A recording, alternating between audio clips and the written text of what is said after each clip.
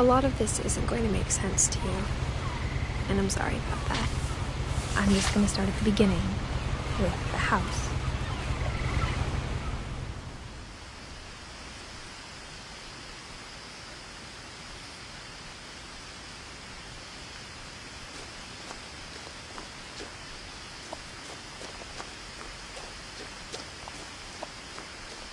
My brother Milton disappeared when I was 4. It was like the house just swallowed him up.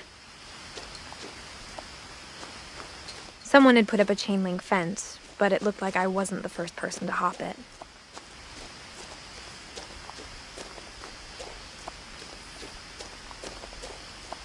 I lived here until I was 11, but I wasn't allowed inside half the rooms.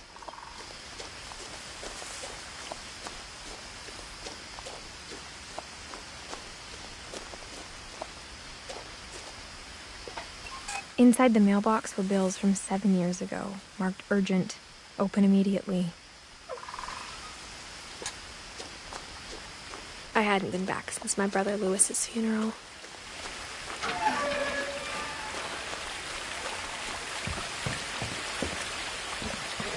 In her will, my mother left me a key, but didn't tell me what it unlocked.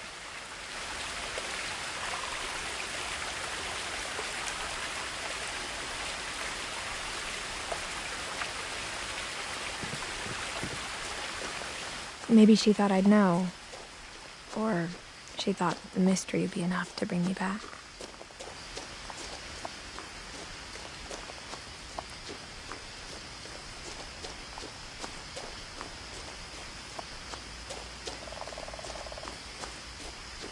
No one had driven this way in a long time, but I saw a few hoof prints.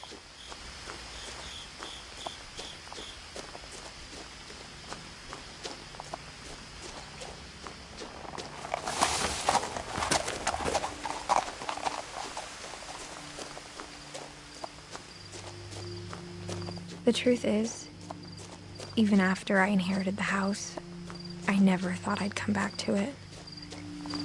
But now I had questions about my family that only the house knew the answers to.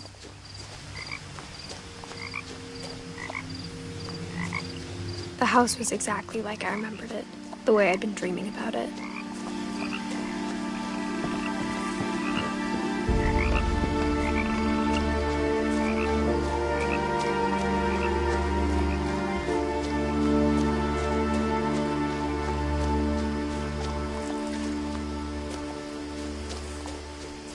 I asked Edie once about the dragon in the pond. She said it had killed her husband.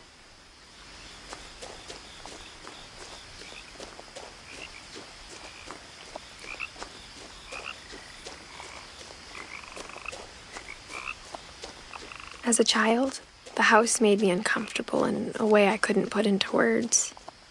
Now, as a 17-year-old, I knew exactly what those words were. I was afraid of the house.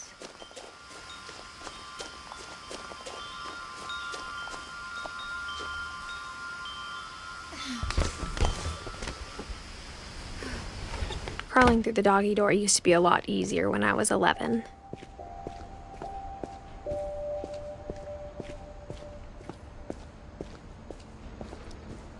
For the first time in years, I felt like I was home.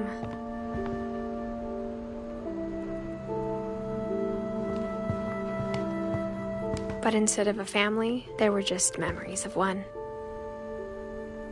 Like how after Lewis started working at the cannery, we all got sick of eating salmon. Except our cat, Molly.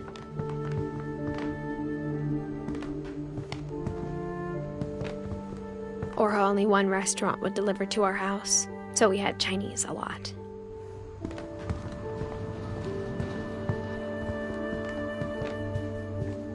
The table was still a wreck from the night we left.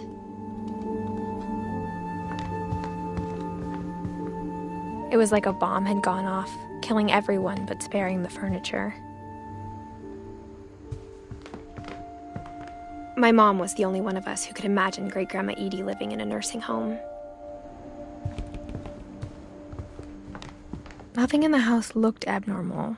There was just too much of it, like a smile with too many teeth. Even the fireplace had a story. Edie told me the bricks came from the original house, after it sank.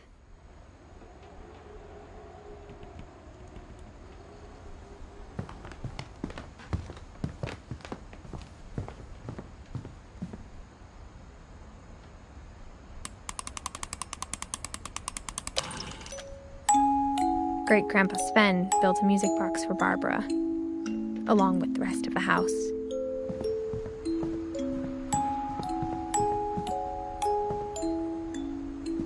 After Milton disappeared, Mom sealed up all the bedrooms. Then Edie retaliated and drilled peepholes.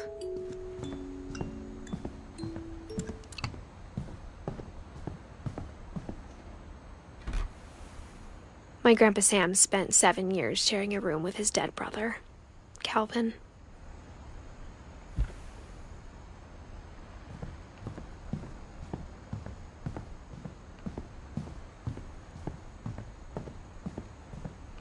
I spent a lot of time playing in Great Uncle Walter's room. I think my mom sometimes regretted not sealing it up. Louis told me there were secret passages, but I never believed him.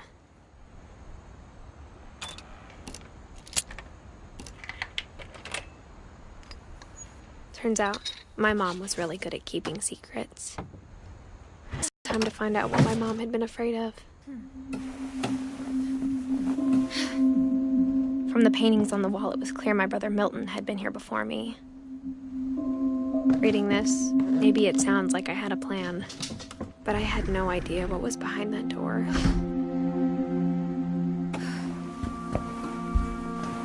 Just like I had no idea where all this was gonna lead.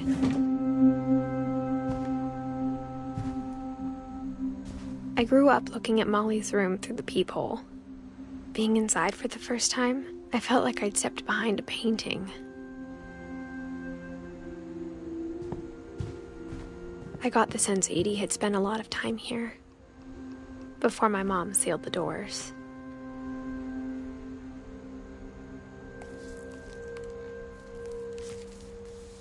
December 13th, 1947. Dear Diary, I'll be gone soon, but I wanted to tell somebody about what's gonna happen. It started when Mom sent me to bed without dinner. I woke up and I was starving, so I looked around for something to eat.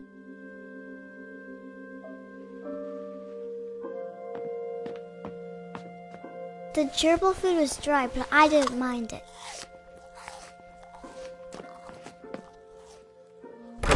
Mom, can I come out now?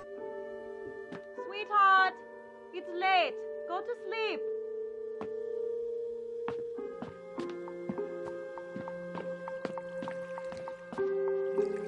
I thought about eating Christopher, but I held back.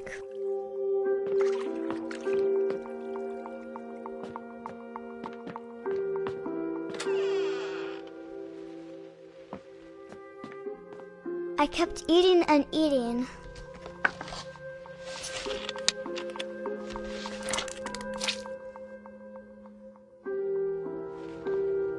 I ate a lot of things that night.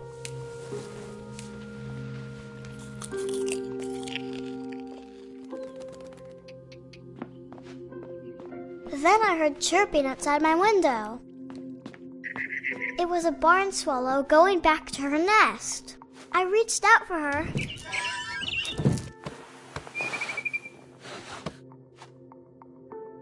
And suddenly, I was a cat. I tried to be quiet, but the bird was really scared.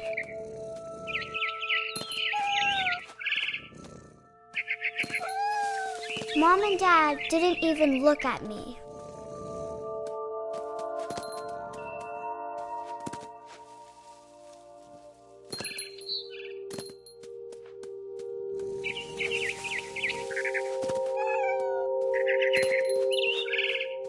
I jumped and I almost got her.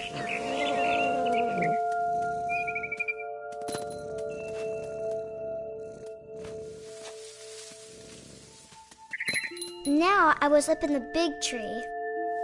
I promised Dad I wouldn't climb it anymore.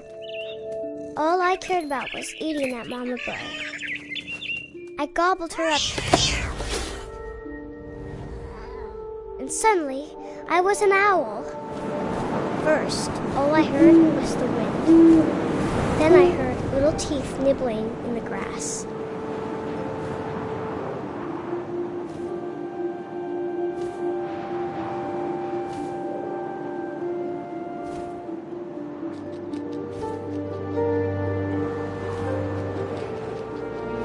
Rabbits.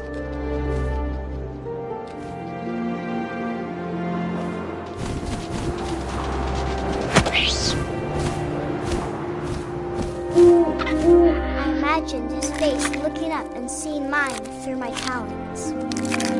I swallowed him up, and I didn't chew one bit. Then I flew off to find something bigger.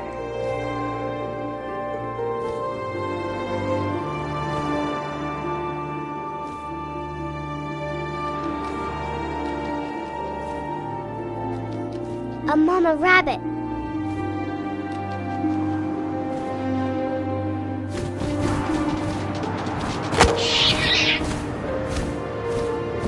She was almost too big to carry.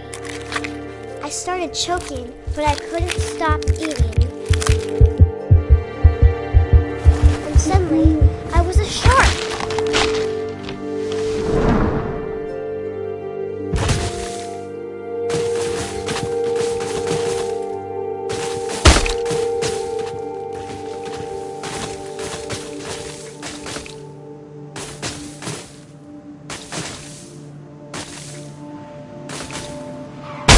I rolled off a cliff and into the ocean. Now, I was hungrier than ever.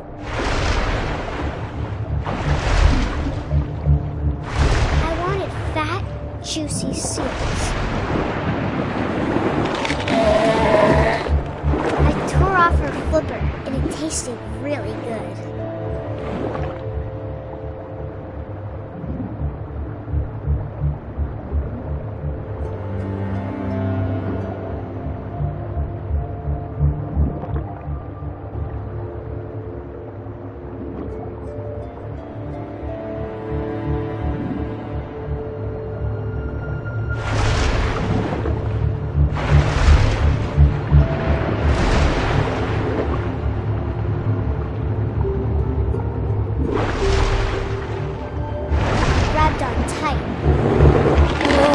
So hungry, I jumped out of the water. When I opened my eyes, everything had changed.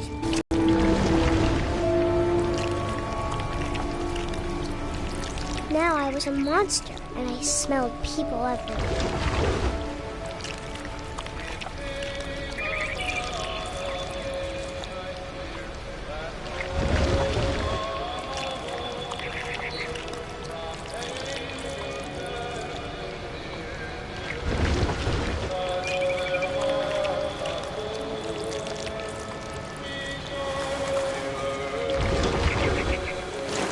I was big, but I moved real quiet.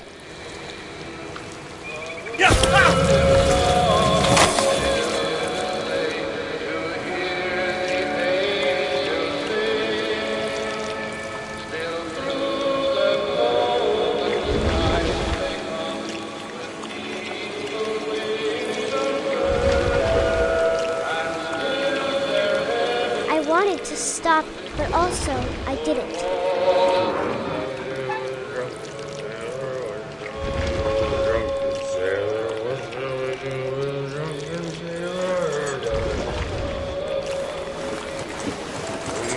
Belly was rusty, his belly was rusty, his belly was rusty.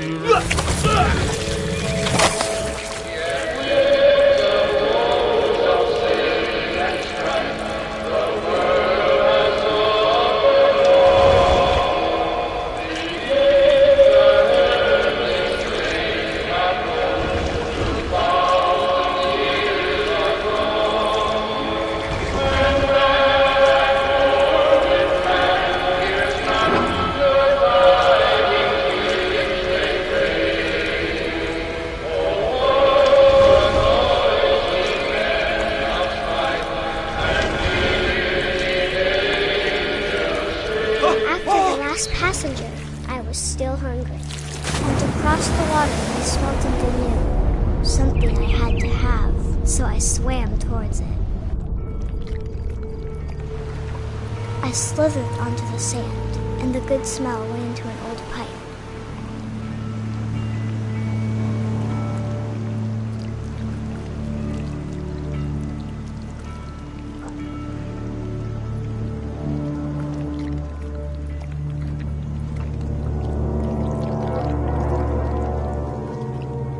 I got closer and closer.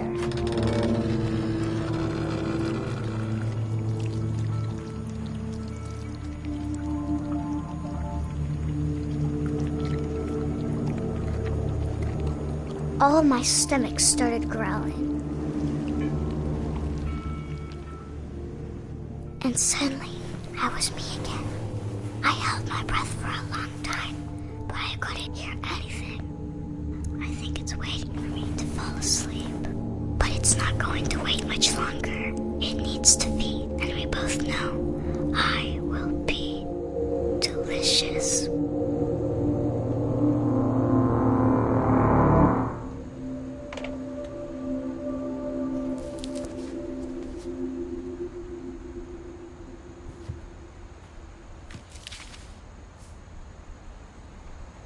I'm not sure if I believed all of that, but I'm sure Edie would have.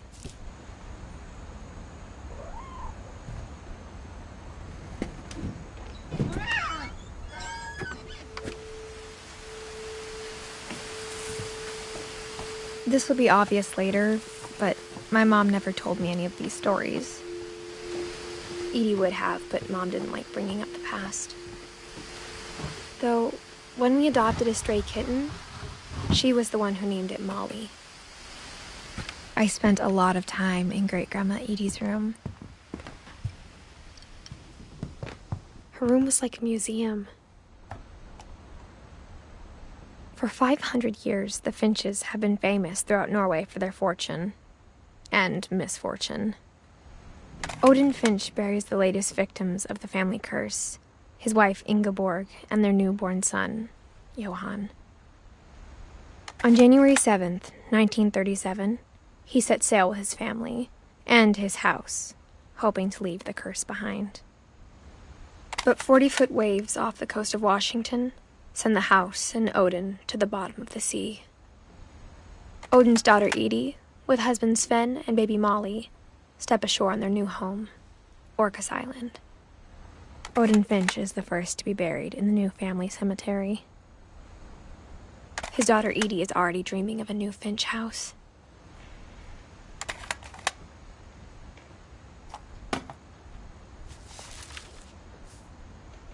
Whatever's wrong with this family, it goes back a long ways.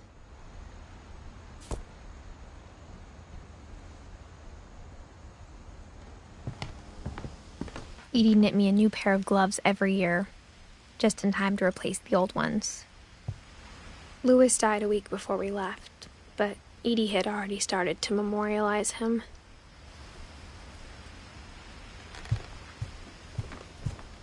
Even in her 90s, sometimes Edie seemed a lot younger than my mother. The only trace Grandpa Sam's first wife Kay left on the house was the pink bathroom. It was a pretty big trace.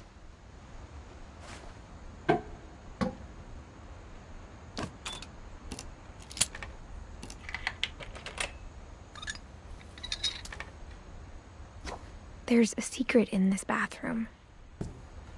It's in the last place you would look. It isn't in the cupboard. It's hidden in this book.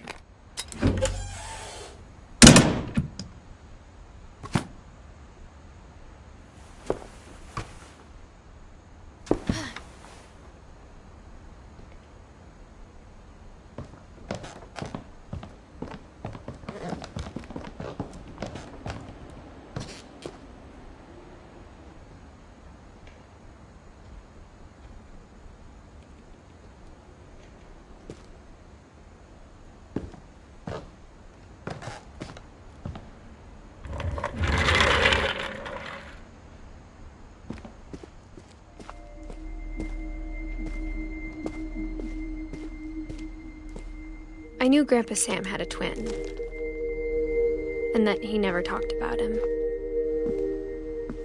I guess my grandpa didn't like history any more than my mom did.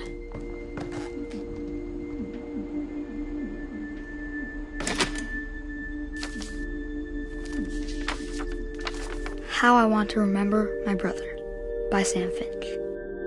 The thing I remember is that when he made up his mind, that was it. My brother said he'd die before he ate another mushroom, and he did. At Barbara's funeral, we swore we'd never be afraid again, and he wasn't. I think Calvin always wanted to fly.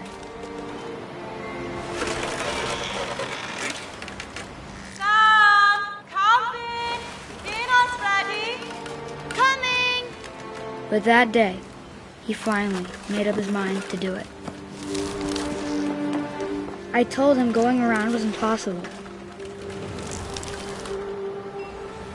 Maybe if I hadn't said that.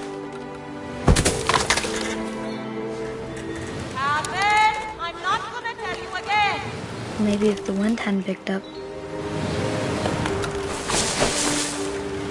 Then maybe he'd still be here. But I doubt it. I think he'd already made up his mind. That's what I want to remember about my brother.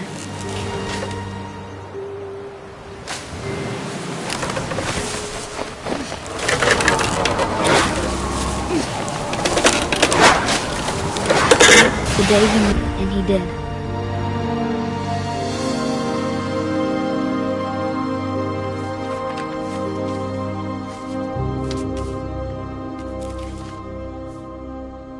Calvin's story felt strangely familiar. When I was younger, I remember trying to do the exact same thing.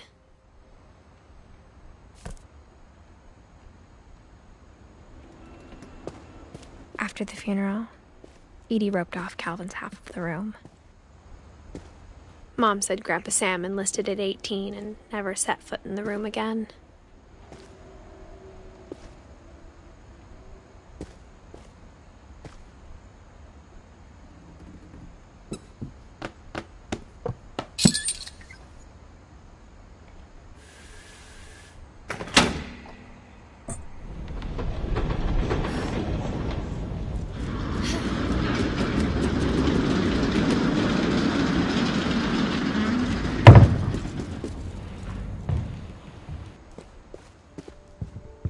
The passages were a pretty tight fit. They'd obviously been built for smaller hands and bellies.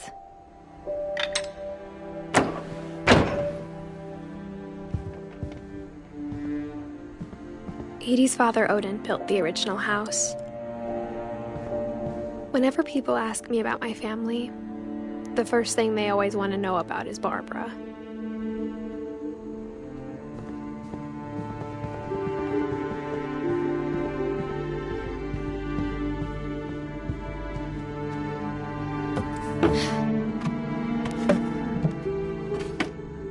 Growing up, I always thought of Barbara as a child star. I never thought about how hard it must have been for her afterwards.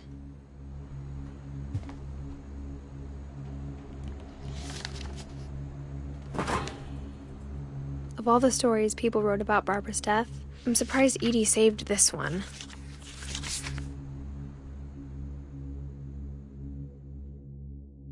Old Jack here with another ghastly tale inspired by America's most unfortunate family.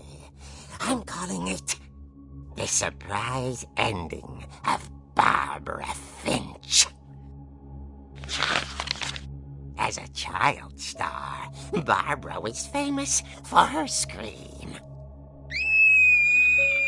Now at 16, she was all washed up. A has-been. But in a lucky break, she'd been asked to perform her signature scream at a local convention for monster movie fans. It was just the boost her career needed. Unfortunately, her scream hadn't aged well. Getting better. I think you just need the right motivation. Her biggest fan and current boyfriend, Rick, was about to demonstrate when... Now that was a great scream. It was Barbara's father, Sven. He'd slipped into a table saw and had to be rushed to the emergency room. So Barbara got stuck babysitting her youngest brother, Walter. Her convention comeback was cancelled. Okay, I'm hearing frustration, but I'm not hearing terror. What if I tried... A gang of hoodlums in Halloween masks have been terrorizing Orcas Island tonight. Police are urging residents to... That came from the basement. You're right! Also, I loved your delivery on that. Why is your basement door locked? Because my dad likes making puzzles and secret passages. There's a key hidden in the music box. The secret is to keep winding and winding until finally the key pops out. Thanks, babe. I'll be back in a sec.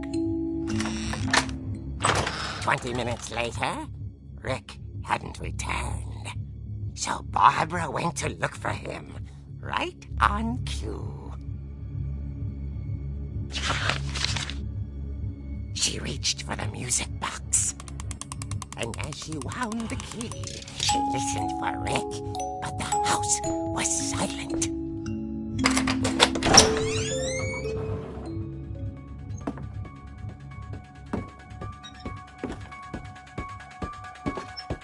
She found Rick's crutch and imagined the worst.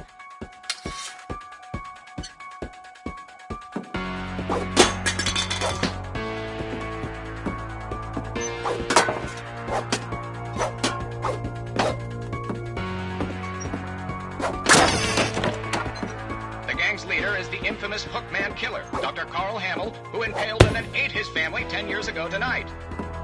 The old fridge rattled and grew still. Oh dear! Oh! Rick? Barb, relax. I was just trying to scare you to help you find your scream. Well, I'm not scared, Rick. I'm furious. Then act furious. All I'm getting from you now is that you're hurt and confused and you... She threw him out, but she kept a little something to remember him by. Barb, have you seen my other crutch? And she was still holding it when she fell asleep watching the late picture show. Hours later... Barbara! Walter, what's going on up there? Ah!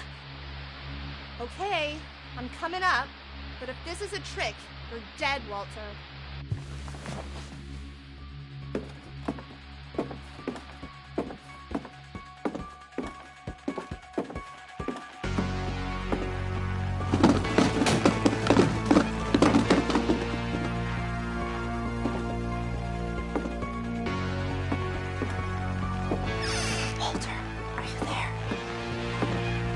Walter had vanished, but his bedside radio was still on. Orcas Island police describe the man as 6 feet tall, with a steel hook for a hand.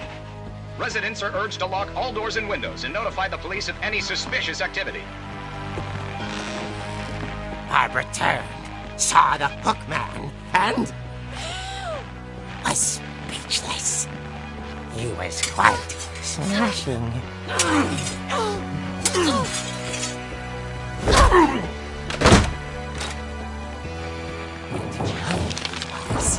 He couldn't get enough of Barbara. Okay, Barbara, there's gotta be another way out of That it. night, she played her part beautifully.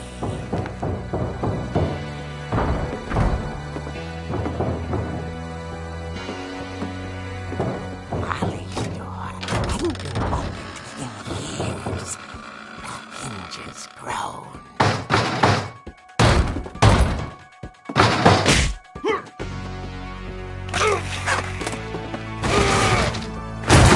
He wasn't moving, but she sensed the story might not be over yet.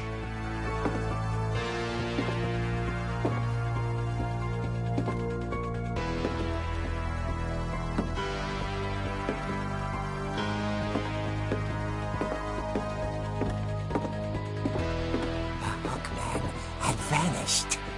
She listened for his breathing, but all she heard was...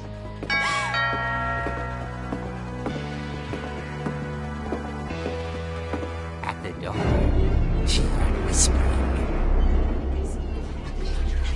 It was coming from inside the house.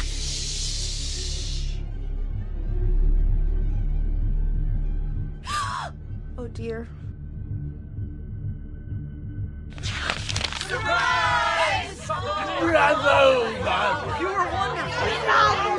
monsters had come to surprise her. For Barbara, it was a dream come true.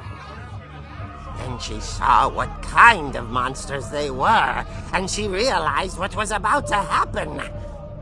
She was going to be famous. And with her final breath, Barbara Finch gave the performance of her life.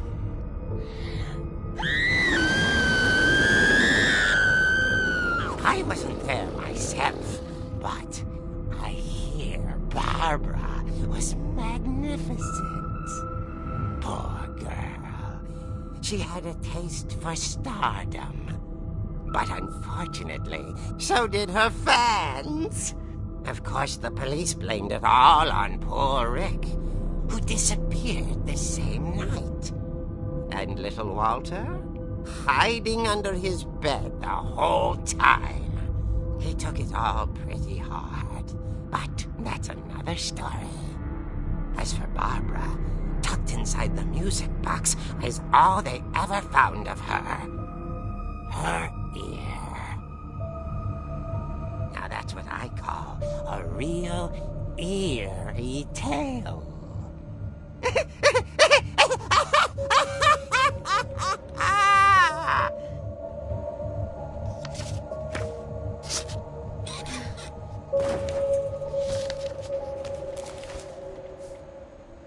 Edie told me all Barbara wanted was to be remembered, as absurd as that comic was. Maybe what Edie saw was a happy ending.